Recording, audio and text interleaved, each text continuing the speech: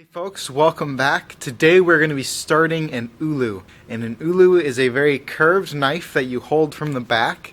I believe it's used originally for skinning and other knifey things. Anyway, let's light up the forge and start making this thing.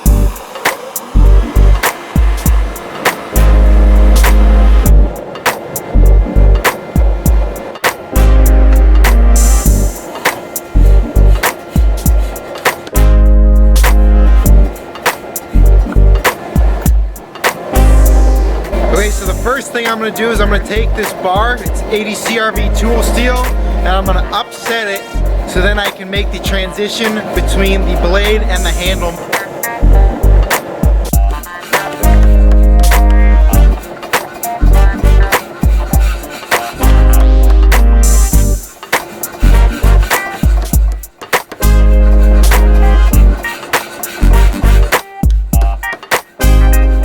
Okay, new plan. That did not go very well. It's just bending all over the place.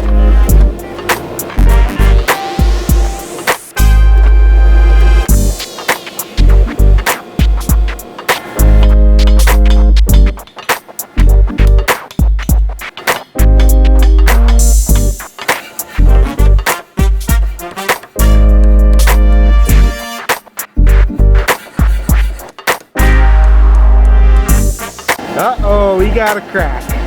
Okay, so our piece is cracking because I think it's bending a lot, so we're gonna try something else. Got this big old piece of 5160, gonna put it in the forge, cut off what I need, and then try and upset it like I did the first time, but this is close to ½ an inch thick, so it should go a lot better.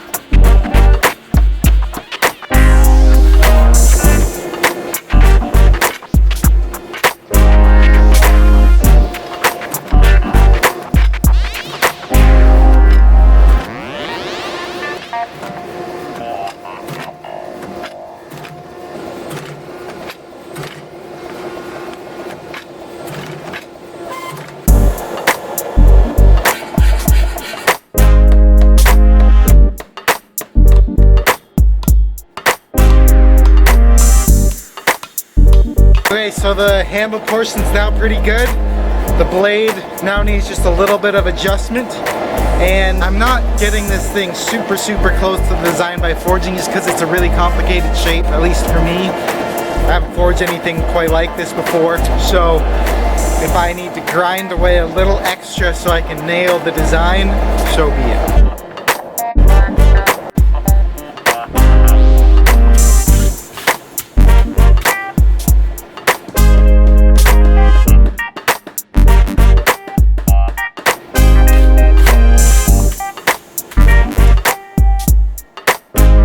Now the blade's the right profile, we need to start hammering in the edge bevels.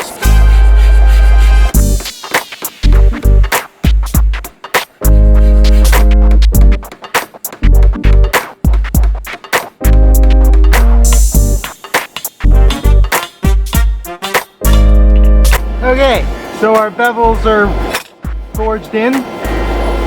It is now time to heat it up, flatten everything out, do it straighten, normalize, and then anneal.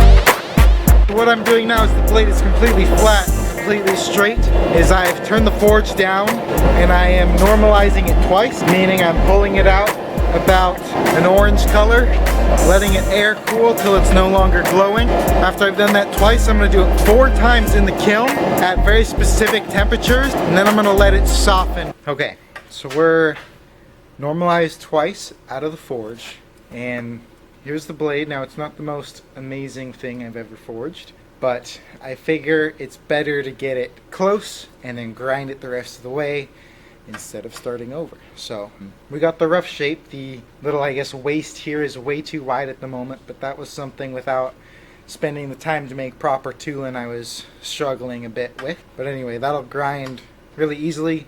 I did manage to get that kind of point to the blade, slightly different section on the other side of the blade, and the handles are fully forged, and the height, width, and thickness are all pretty close, so I'm overall pretty happy with that.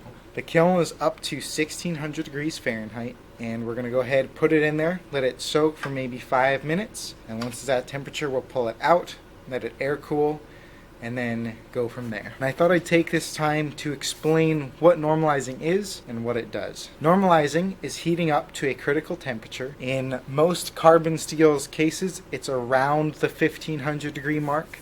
You can find specifics on different steels and go from there if you'd like. And what we're doing is we're heating it up to that critical temperature and then taking it out of the heat and letting it cool down naturally without doing anything to it. And what that's going to do is the crystalline grain structure in the steel, after we forge it, especially at higher temperatures, gets really big. And if you can imagine glass versus sand, sand is enormous and granular and just crumbles, whereas glass used to be sand, but it's so fine that it holds together and is strong. That's kind of what's happening in the steel to an extent. After forging it, the grains are really large, and what normalizing does is it refines that grain structure and gets it smaller and smaller, so we end up with a really tough, really resilient blade. It's a really important step. Another thing normalizing does is it reduces any stress in the steel from forging it, so we end up with less warping and potentially even cracking when we do go to harden this.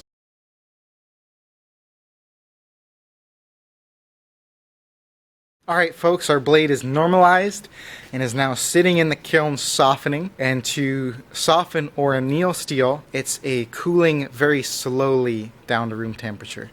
So that's going to take at least a few hours to cool down before we can start grinding it, drilling it, and then doing the final hardening and then the handle. That's where we're going to call it a day. Hope you have a great rest of your day, and we'll see you tomorrow.